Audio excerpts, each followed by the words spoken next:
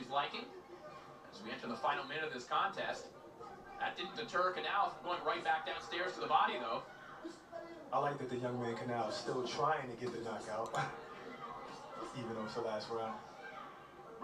That was a dangerous right hand that he just missed with a moment ago, punching with Borgaro. Looked like the right that put him down. Split straight right to the body, too.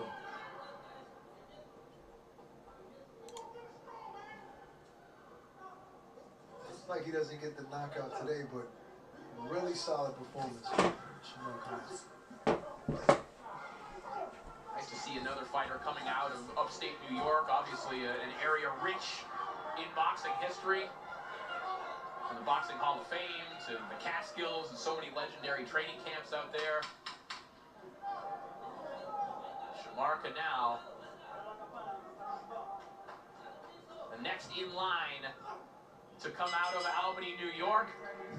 And it looks like he will improve to 8-0 here tonight as he kicks things off for us here at the Barclays Center.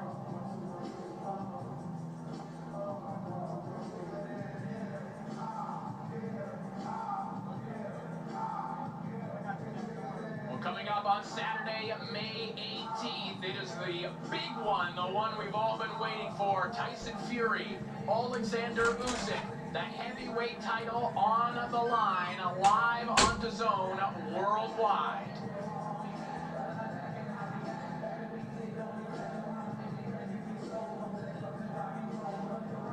As the Barclays Center begins to fill up here, we get ready for our main event a little bit later on.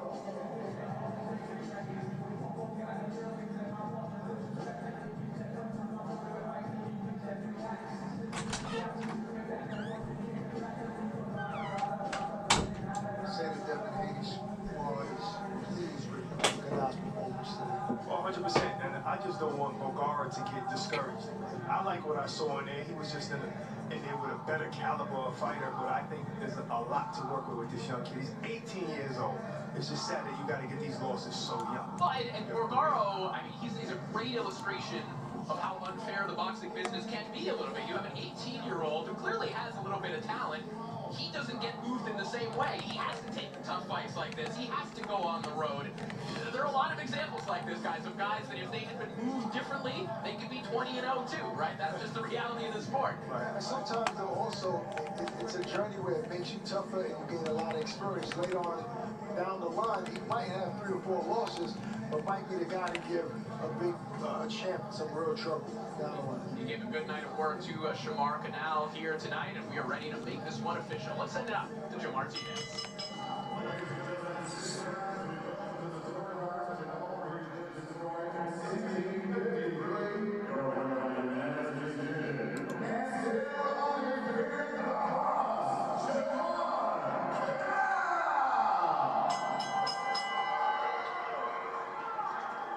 So Shamar Canal does indeed remain undefeated, improving to 8-0 with 4 knockouts. Score 70-53 across the board. And obviously a dominant performance for Canal, but as we mentioned, still a very valiant effort from Borgaro. And, you know, you'd like to see Borgaro maybe get some opportunities to grow himself and not just be thrown in there to test prospects like Shamar Canal over and over. I mean, look, maybe he made a case for himself where a manager, promoter in this country says, okay, this kid has a lot of potential. Let's try to help him out and move him the right way. We are off and running here from the Barclays Center. Shamar Canal picking up a victory as he sets the table for his stablemate, Amari Jones, who we'll see a little bit later on.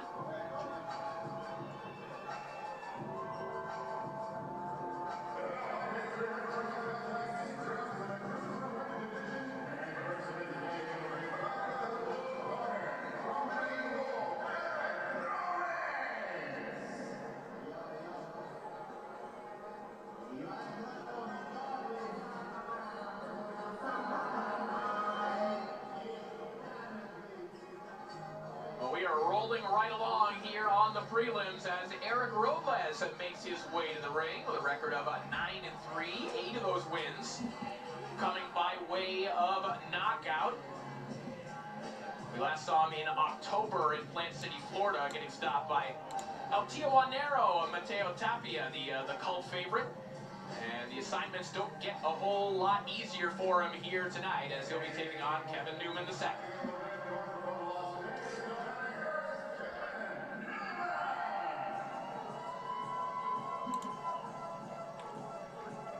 So the second coming, Kevin Newman II makes his way to the ring. Of course, with his trainer, the legendary Roy Jones Jr.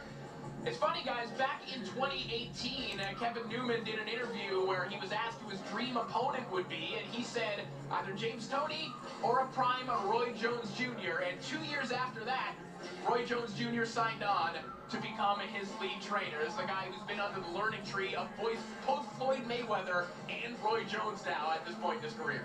Well, that's how you attract a legend. You say, I wish I could fight you. Doesn't get better than that. You know, both of these guys are 32 years old, Corey, but one guy has 5 years experience, the other 13. All right, we are ready for the action. Let's send it back up to Joe Martinez.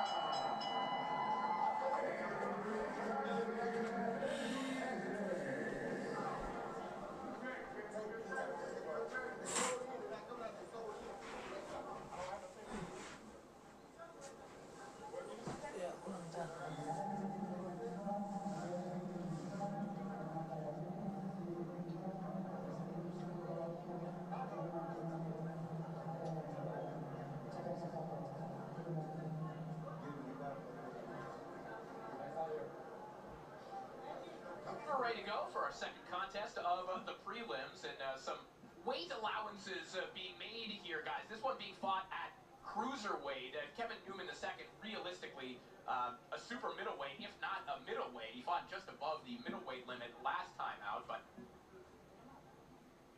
as happens in undercard fights sometimes, you get a little loose with the weight limit. Somebody's a little undisciplined. I'm willing to guess. Are you willing to guess who it is? Are you testing my journalistic integrity?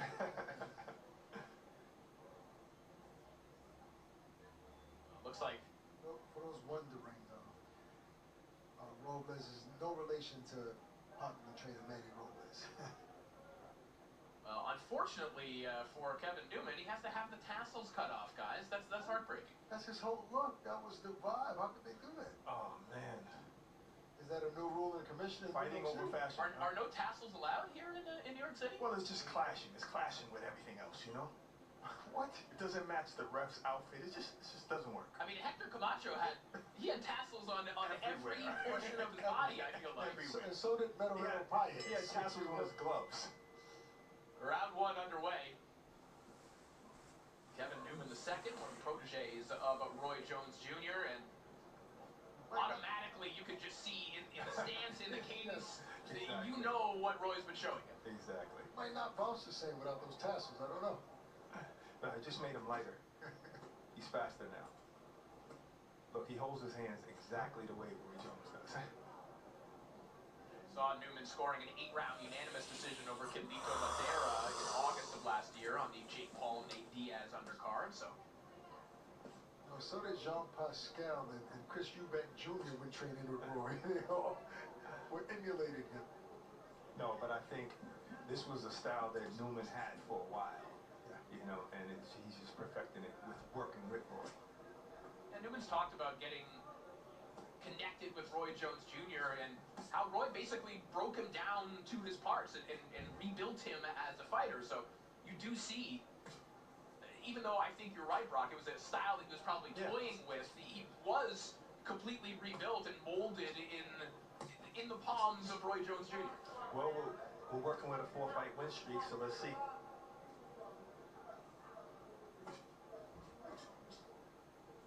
Robles, we mentioned, coming off a stoppage loss last October. By day, he works at a taco stand called Mariscos Palabanda in his hometown of Tijuana.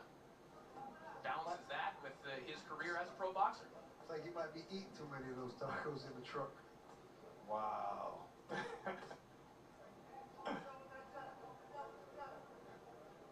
See Newman trying to go downstairs to the body with that right hand a moment ago.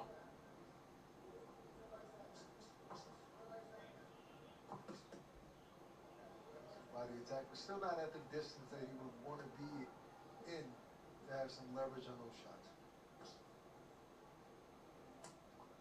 I was about to say, did Robles know that he came here to fight? Because, Just throw yeah. a significant punch yet.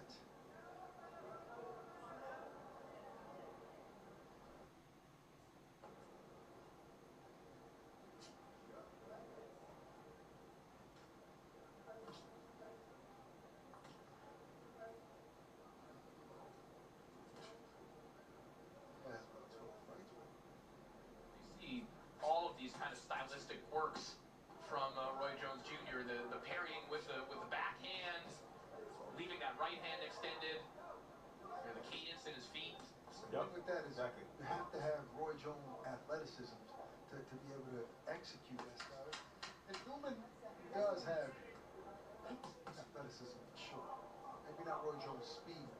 Well, I like the way Newman just threw the jab and then he parried with the right hand the jab from Eric Robles. So he's definitely mimicking Roy, but no one in the world will ever have Roy's speed. No. I mean, prime Roy probably as fast as you've ever seen.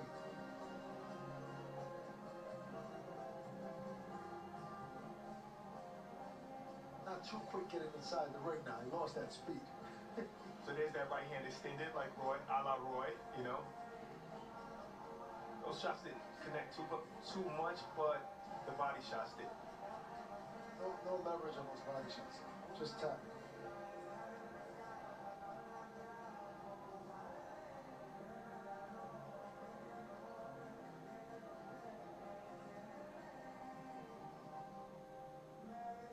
You gotta wonder if Roy thinks that Newman is being a little too patient. Fighting a guy like Robles here who's not engaged in too much offense, there should be a little more pressing by Newman. 100%. Round two begins. And as you would expect from his trainer, Roy Jones, been very high on Newman. And he did say he feels that he has the athleticism to pull off this style. He said that with a few technical adjustments, Newman could be anything he wants to be.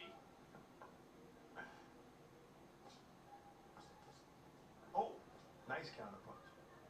A nice right hand over the top there from Newman, and now he brings it right down the middle.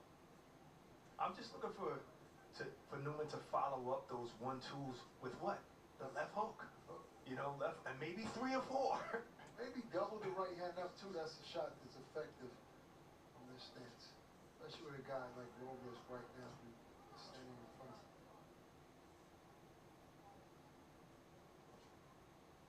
Robles said that some of his friends and some of the people in his life, they've questioned his sanity for staying in the sport, for balancing work all day long with going to the gym for 3 hours a day. But he said the sport has given me joys, it's given me sorrows, but I just don't know how to give up. Well, look, we just saw it last night. Dakota Linga, who's a police officer, wouldn't give it up, and it paid off last night. Did it ever? An upset victory over Kurt Scooby on Overtime Boxing on DAZN last night in Atlanta.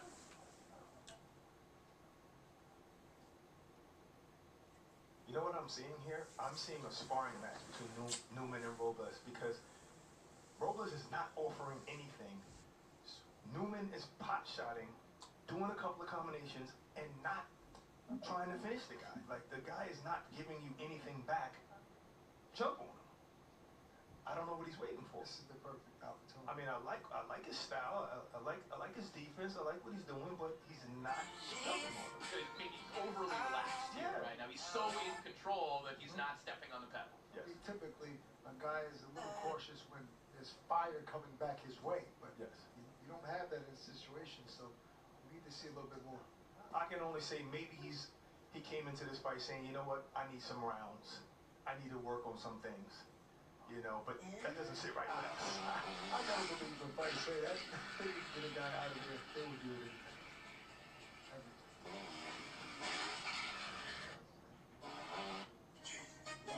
Just missing with that uppercut was Kevin Newman. Yeah. Perhaps he's waiting just for a highlight reel knockout. Exactly. You know, that it would be forgivable if it comes, right? Exactly. But I'm convinced he's just working on these Boy Jones nuances, you know, and he's waiting for one to really hit.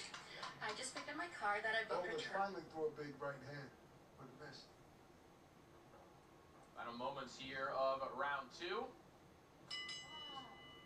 And Robles lets go of another right hand. It's notable because there just haven't been that many of them from Robles in this fight.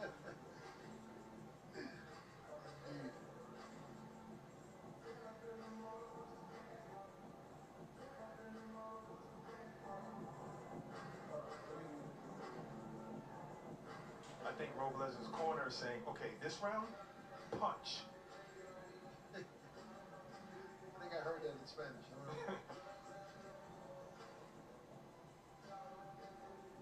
Newman's very methodical. I need to get to the bottom of this tassel thing here in New York, Corey. I don't know. I don't like it. Obviously, that's a rule. Section 1, like paragraph 3, no tassels. Come on, you should have read that. This is the stage, the opportunity for you to express yourself fashion-wise. No, it's a fight.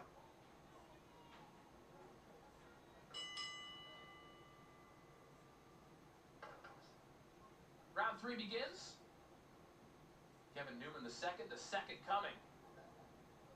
Taking on Eric Robles in cruiserweight action. And as we mentioned, Kevin Newman the second, realistically 168-pounder, but staying busy here tonight. Obviously some allowances being made here for Eric Robles. Newman hurt Barack over here. Well, you think he took it up a little bit? Yeah. Well, I mean, if he doesn't get the knockout and he goes back, what do you think Roy tells him? Huh?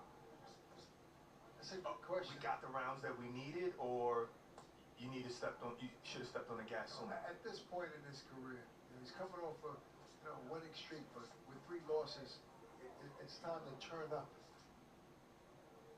so to speak. Stop. Guys that you're supposed to stop, they should not. That's what I was waiting to hear. That's what I was waiting to hear. Guys you're supposed to stop, you stop. And not to say that he can even be stopped. Yes, he can, because he's been stopped once. Here you go. That's the old question. And listen, if you're going to be one of the forces to be reckoned in this division, you got to stop a guy like Robles. Sorry, no disrespect.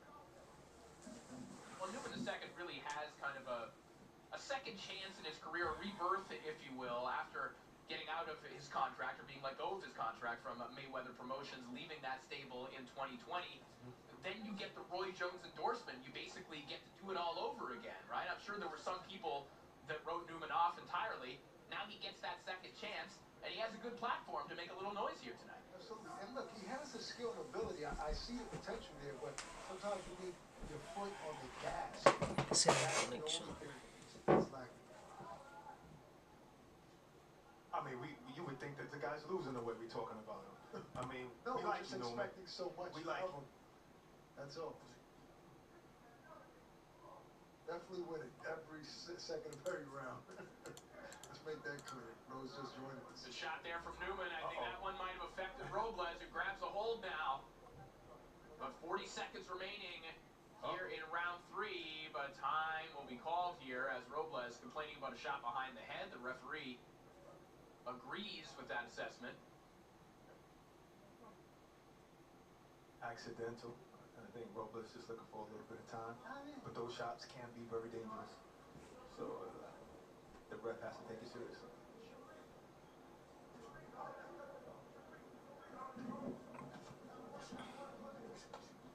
Another chopping right hand from Newman a moment ago.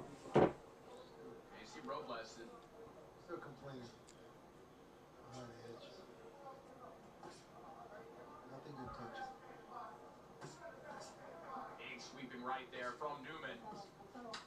Tries to find a rope to the body on the inside here. Trying to bump Robles off and make some room. Good right-handed. A little sweat dropped on Barack's nice vest over here.